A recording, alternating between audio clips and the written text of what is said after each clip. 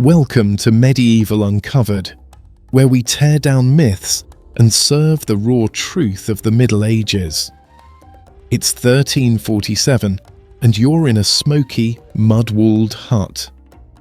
A peasant woman stirs bubbling pottage, the air heavy with rye bread and herbs. No pizza delivery, no grocery stores, just you, the land, and a hungry belly. Think medieval folks feasted like Hollywood kings, with roasted boars and endless wine. Think again. The real medieval diet mixed survival foods, clever hacks, and hard labour that kept people fitter than you'd guess. From almond milk to mystery meat pies. Medieval Uncovered is diving into what ordinary people ate and why it might shake up your grocery list. Grab a snack, smash that like button, and subscribe to join our 700-year journey. Why care?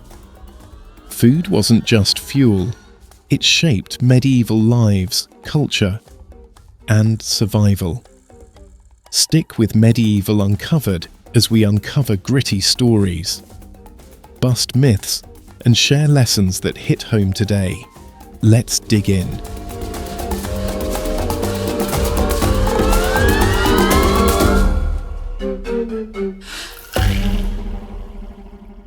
How did a medieval peasant power through a 12-hour day ploughing fields?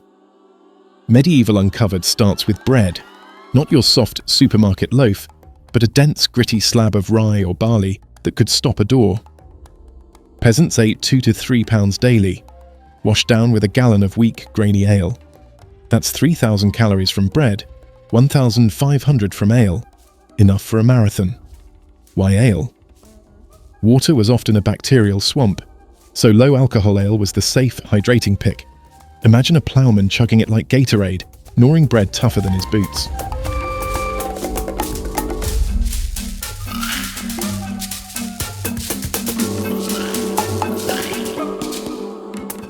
This wasn't gluttony, it was necessity.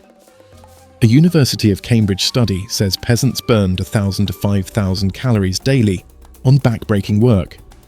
Their carb-heavy diet fueled that grind, unlike today's 1,500-calorie desk job meals.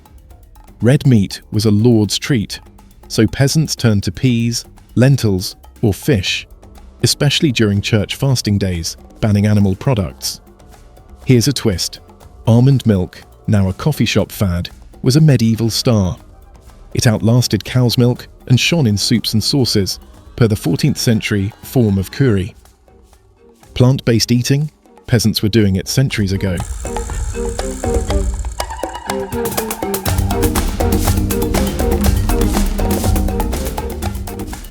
Towns added another layer. Fast food, stalls, dishing out meat pies and pancakes. Penn State researchers warn these joints often used spoiled rabbit, passed off as meat. Sound like a shady drive-through? It was. But for a labourer, a hot pie was a lifeline, risks included. This mix of bread, ale, legumes, and street food kept peasants lean. No refined sugars, high fibre, and a lifestyle like one long gym session.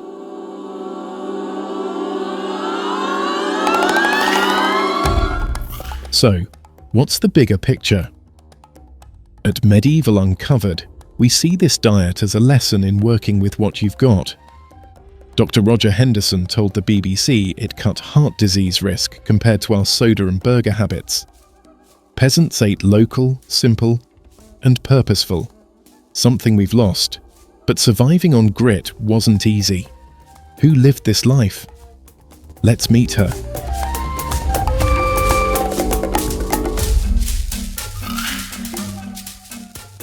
To bring this diet to life, Medieval Uncovered shares 2 stories. First, Agnes, a 14th century peasant wife near York. At dawn, she kneads rye dough, hands worn from grinding grain. Her husband Thomas downs ale and bread before ploughing. Dinner is lentil and cabbage pottage, spiced with garden herbs.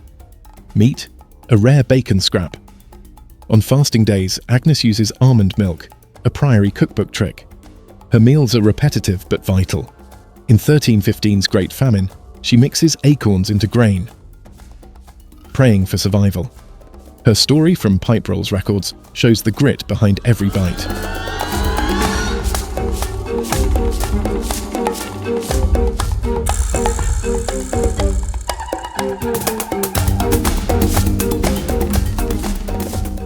Contrast that with Baldwin, a 15th century Bruges merchant. His candlelit hall groans with suckling pig, saffron-glazed Christmas goose, and humble pie, deer entrails, a grim luxury. Guests marvel at marzipan. Soltitis shaped like ships, wine flowing freely. Baldwin's feasts, like Archbishop Neville's 1467 banquet, scream wealth. But his meat-heavy diet brings gout, a rich man's curse, per The Lancet. Agnes's struggle and Baldwin's excess show food as a class divide.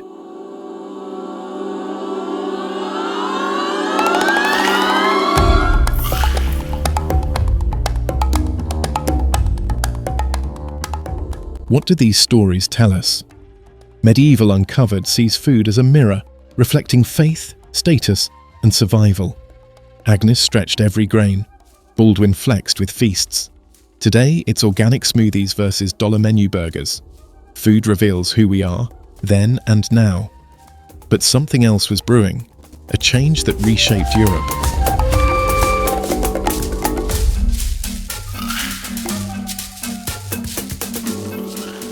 What fueled a medieval population boom? Medieval Uncovered points to beans. In the 10th century, fava beans and chickpeas spread across Europe, changing everything. Why? Protein. Meat was scarce for peasants, but beans were cheap and nutrient-rich. Historian Umberto Eco said beans doubled Europe's population by boosting nutrition, backed by a 2018 Journal of Nutrition study showing legumes fuel muscle and satiety. Medieval texts even called beans an aphrodisiac. Picture a peasant flirting over chickpea stew. Food wasn't just fuel, it was culture.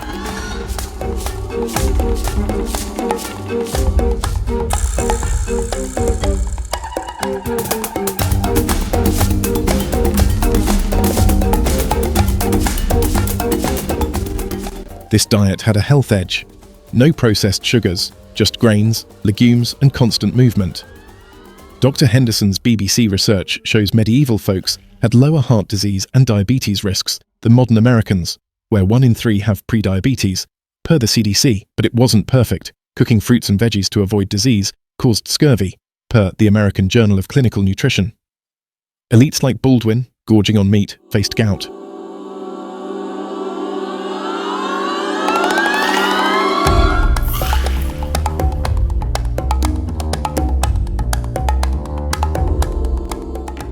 Here's where it clicks. Medieval Uncovered sees balance as the medieval secret. Peasants ate local and moved like athletes. Unlike our screen-bound lives, we've traded resilience for convenience, but we can borrow their wisdom. How? Let's wrap this up with a lesson.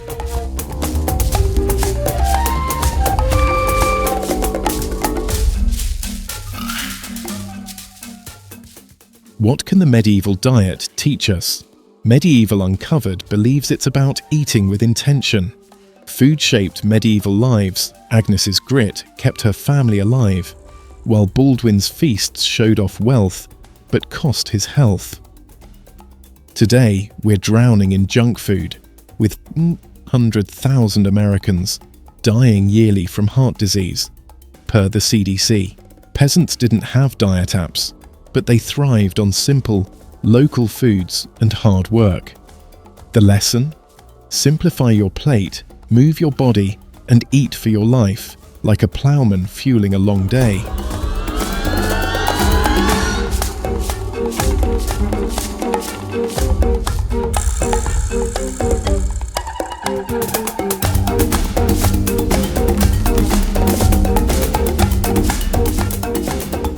Want to try it?